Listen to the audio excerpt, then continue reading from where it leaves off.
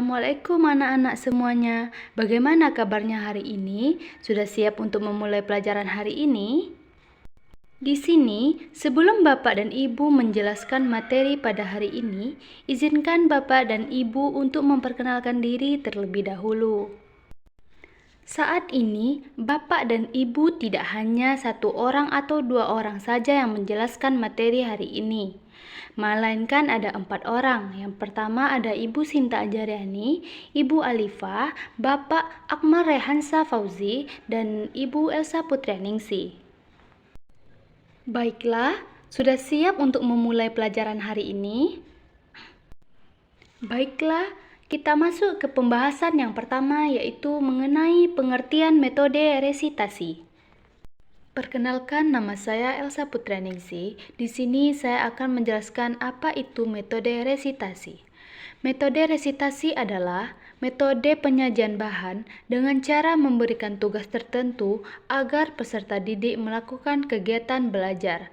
Tugas yang diberikan kepada peserta didik dapat dilakukan di luar kelas maupun di dalam kelas, di laboratorium, di perpustakaan, di bengkel, di rumah peserta didik, dan lain sebagainya. Metode ini digunakan sebagai jalan keluar apabila menemukan bahan atau materi dengan bobot banyak, sementara waktu sedikit. Langkah-langkah yang diterapkan dalam metode resitasi. Yang pertama, penugasan. Guru memberikan tugas untuk dikerjakan di luar jam pelajaran, seperti membaca, menulis esai, dan mengerjakan soal. Yang kedua, penjelasan tugas. Guru menjelaskan tujuan, langkah-langkah, dan batas waktu tugas, serta memberikan panduan atau referensi. Yang ketiga, pelaksanaan tugas. Peserta didik melaksanakan tugas dengan cara mandiri di rumah atau di luar kelas.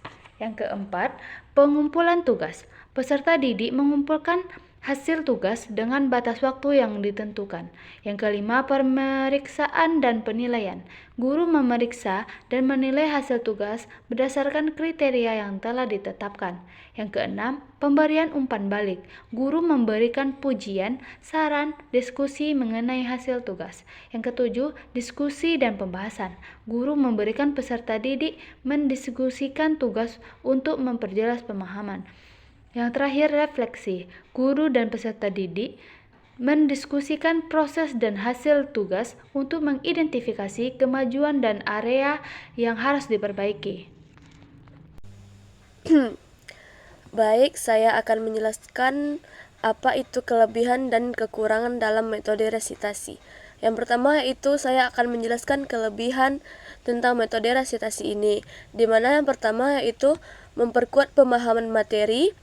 Metode resitasi membantu peserta didik memperdalam pemahaman mereka tentang materi yang telah diajarkan dengan memberikan latihan dan penerapan mandiri, di mana metode resitasi ini yang diberikan oleh guru yaitu seperti pekerjaan rumah untuk dikerjakan di rumah.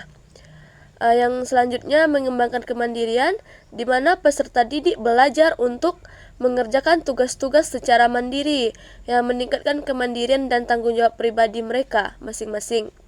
Yang selanjutnya meningkatkan kedisiplinan belajar. Melalui tugas-tugas yang diberikan, peserta didik belajar mengatur waktu melalui tugas-tugas yang diberikan oleh guru tersebut. Selanjutnya, mengembangkan keterampilan menulis dan berbicara, baik tertulis maupun lisan, membantu peserta didik mengembangkan keterampilan menulis laporan dan berbicara di depan umum dengan lancar dan fasih. Selanjutnya, yaitu memperluas wawasan, di mana tugas-tugas ini yang sering kali memerlukan penelitian tambahan yang memperluas wawasan peserta didik di luar materi yang diajarkan di dalam kelas oleh para guru. Selanjutnya, ada kekurangan dalam metode resitasi ini. Yang pertama yaitu potensi kebosanan, di mana jika tugas yang diberikan tidak bervariasi atau terlalu monoton, peserta didik mungkin merasa bosan dan kurang termotivasi untuk menyelesaikannya. Di mana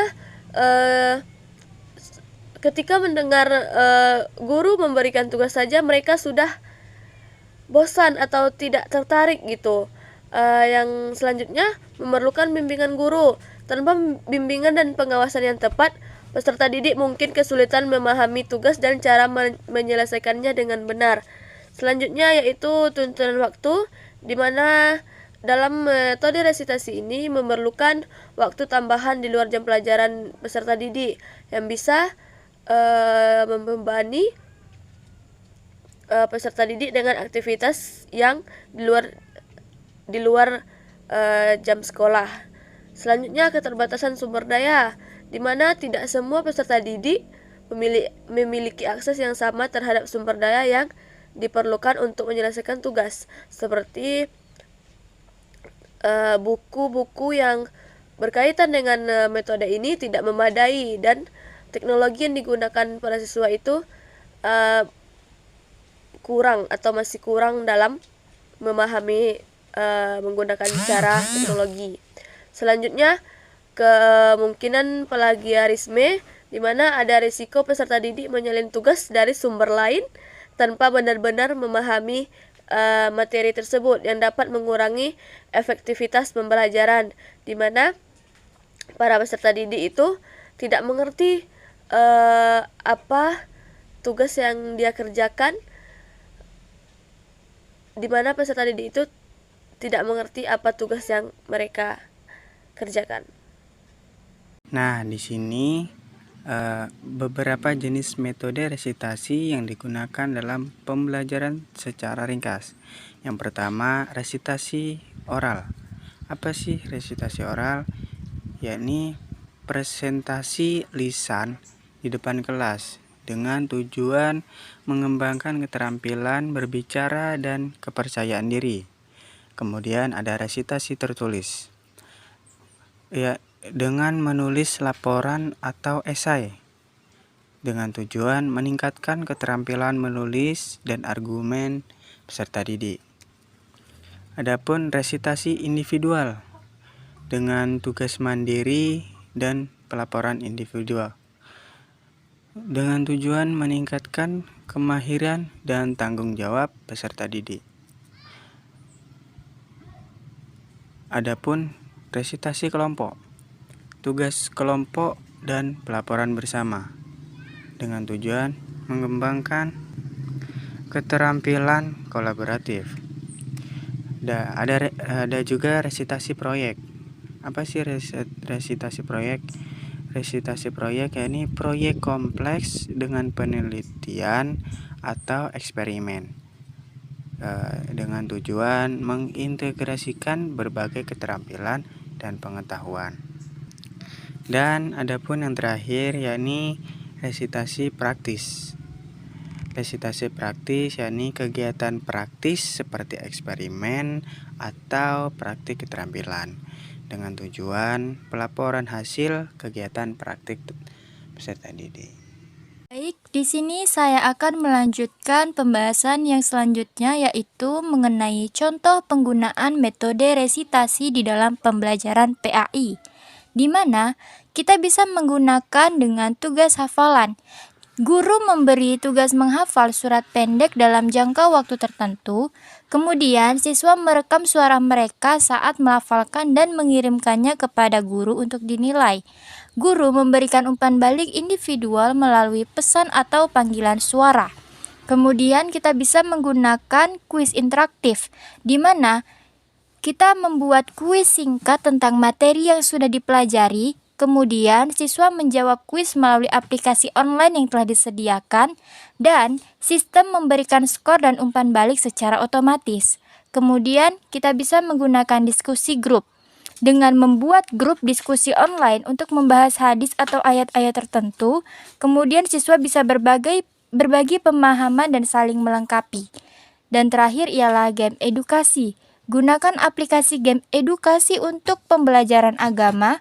Game bisa berupa teka-teki, mixing game, dan kuis yang menyenangkan.